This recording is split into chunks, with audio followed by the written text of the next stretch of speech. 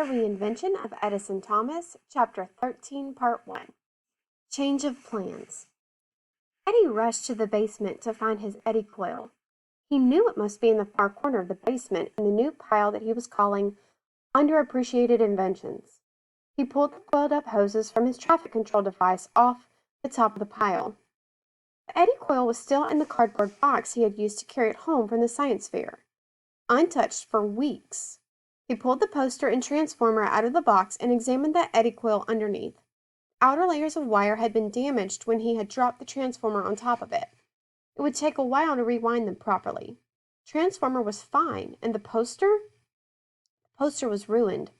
Not only had he crumpled it up when he had stuffed it into the box, but it had gotten wet from the walk home in the rain. The ink had run, the glue had dissolved, and the paper had deteriorated in places. The edges were mildewed. It was unsalvageable. He couldn't possibly fix the coil and make a new poster in time for the regionals. He would have to tell Mr. Benton that he couldn't attend after all. Eddie tried to get over his disappointment by telling himself that the regionals would probably be even noisier than the Drayton Middle School Science Fair. It didn't work. He looked at the pile of disintegrated paper, feeling as crushed as the poster. Fortunately, he had some programming to do for the George Washingtons. When he was writing computer code, his brain was unable to pay attention to anything else. Eddie immersed himself in programming the volunteer crossing guard schedule. By bedtime, he had printed out the George Washington schedule for the next month, along with his own schedule for the next day. Fact number 17,468 from the random access memory of Edison Thomas. The first electronic programmable computer was ENIAC, which stands for Electronic Numerical Integrator in Computer. It made its debut in 1946 at the University of Pennsylvania. It measured 8 feet by 3 feet by 80 feet. "You're crazy," said Justin, closing his locker. "No, really, it is fine. I did not really want to go anyway." "Of course you want to go. It's regionals. There are bound to be some very cool projects there." Eddie hadn't thought of that. These will be the projects that come in first or second or third in their categories. The lame projects will have been weeded out, like weeds plucked out of a garden, leaving only the finest specimens. He might even pick up some hints on making next year's fair project even better, and more importantly, even more appealing to the judges. "Besides," added Justin, "it'll be you and me representing good old Drayton Middle School. You don't want to leave me to do it all by myself. We have the honor of the school to uphold." "I did not mean to. You have 24 hours to pull something together. I'm sure you can do it." "The poster is completely destroyed, and it is not just the poster. I need to repair the coil, too. That could take some time." "Oh, snap, that's a problem. What if—" "Wait!" "What?" "Come with me." Justin rushed down the hall. Eddie didn't catch up until he got to the principal's office.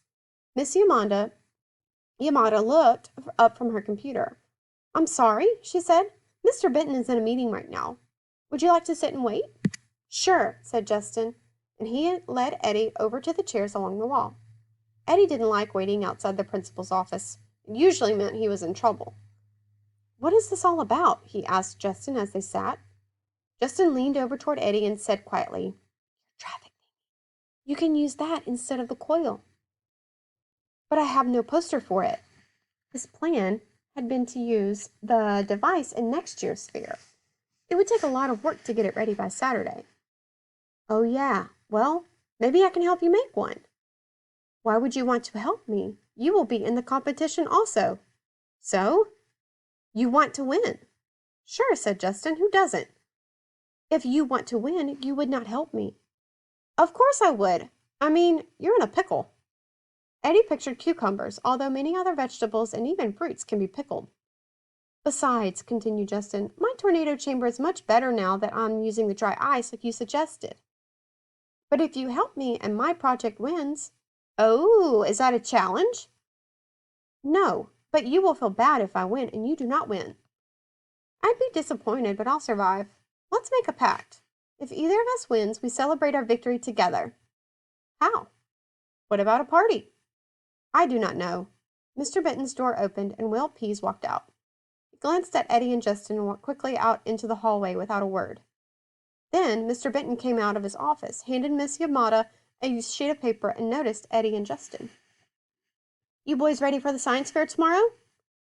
"That's what we came to talk to you about," said Justin. "Eddie has a problem.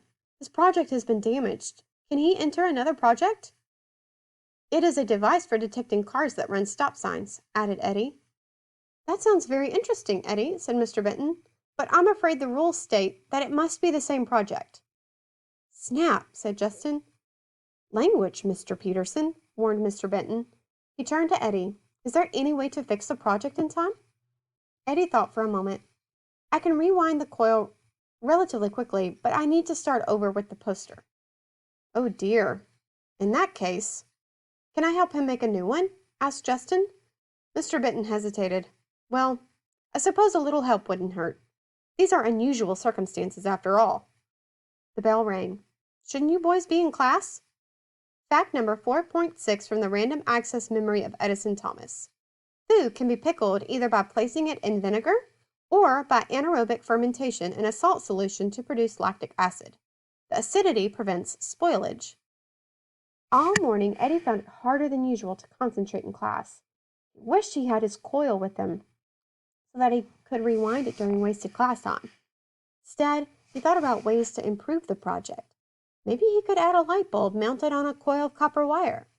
It wouldn't light up when it passed near the eddy coil. The coils wouldn't even have to touch. He had all the materials he needed. It wouldn't take too long to put together. By lunchtime, he had constructed the new coil in his head dozens of times. "Yeah, but what about the poster?" Justin inquired, unwrapping his bologna sandwich. "You need to make a whole new poster and not waste too much time on the coil." Justin sounded disturbingly like Dad when he said that. "I can just print out the files I used for the Drayton Science Fair." "You could, but why not make it better?" "How?" Justin thought for a moment. "What about a practical application? Is this coil used for anything besides making stuff fly around?" "Well, eddy coils are used in recycling plants to separate ferrous from non-ferrous materials." "Great," said Justin. "The judges will love it, especially the green part." "The coil has no green parts. It is made of iron and copper and some electrical tape." "But that is black. Should I try to buy green tape?" "I mean the environmentally friendly part, you know, the recycling." Mira walked up to the table, which reminded Eddie that he had brought the George Washington schedule. He pulled it out of his backpack and handed it to Mira. Mira did not smile as Eddie had expected her to. "Thanks," she said quietly. "The thing is, some of the kids have already asked for changes. I'm sorry." "That is not a problem," said Eddie. "The program I wrote can easily accommodate changes. What are the changes?" Eddie readied a pencil. "Oh, I don't have them with me," said Mira. "Can I email them to you?" "Certainly." Eddie wrote his email address on the paper schedule and handed it back to Mira. "Great. I'll send it to you when I get home." She bounced away. "Snap, Eddie. You never told me you had an email." "Of course I have email." But he had never used email to correspond with human beings. He needed an email address to order parts for his inventions and to access content on some of his favorite science websites. And he had subscribed to a couple of email newsletters so he could get the latest news on his favorite topics. "Well, you never emailed me." "You never gave me your address." Eddie had never had any reason to email a friend before. Mitch had never given him his email address. "Well, here it is. J-U-S, wait." Eddie got his daily schedule out of his pocket and wrote Justin's email. Then he tore off the bottom corner of the paper, wrote his own email address on it, and handed it to Justin. Fact number 10 to the 100th power from the Random Access Memory of Edison Thomas. The original name for the search engine Google was Backrub. All afternoon, plans for the poster filled Eddie's mind. Thought of how metals act when the coil is hooked up to an alternating current. Some metals are attracted and some are repelled. He could make rings of different metals to show how the coil would work to separate metals in a recycling plant. Before he went to his locker at the end of the day, he pulled his schedule out of his back pocket. As he suspected, he had forgotten one last thing. He needed to stop at the art room and pick up his painting. Earlier in the week, he had painted a very elaborate depiction of the rings of Saturn. He had wanted the background, the space beyond the rings, to be very, very dark, like the vast, cold, empty vacuum of space, without a hint of light. He had layered the black paint on so thickly it had taken a few extra days to dry thoroughly. He retrieved the painting and turned left out of the art room into the hall, carrying his painting very carefully in both hands. Hey, E.T. It was Mitch. Eddie ignored him. Hey, dork! Mitch was persistent. Eddie kept walking, increasing his pace.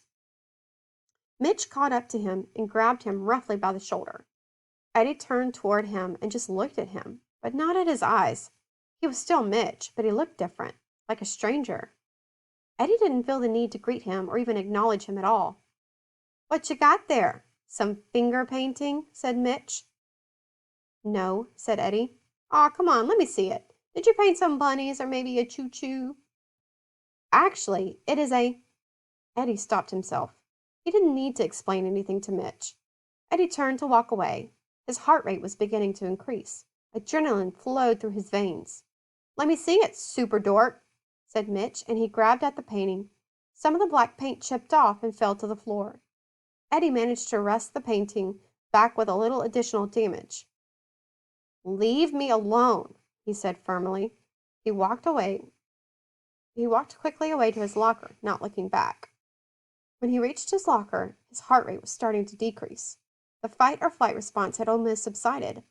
By the time he packed up his backpack, his heart rate was back to normal, until someone walked up behind him. What is that? Asked Justin. Eddie held up his painting. It is a depiction of the rings of Saturn set against the blackness of space. Are the rings really that brightly colored? Not really, said Eddie. These colors represent temperature variations in the rings in an image taken by the Cassini spacecraft. Very cool, said Justin. Do you still want me to help you get your project ready for regionals? Yes, that would be nice. I need to go home first, but I'll get my bike and come over as soon as I can. Do you know where I live? Over on Cherokee, right? Yes, it is a yellow house with a large a silver maple tree in the front yard. Look for a squirrel feeder with corn cobs hanging from the tree. It is difficult to miss. Then I'll see you in about half an hour. Thank you. Eddie stood and watched Justin walk away before he headed home himself.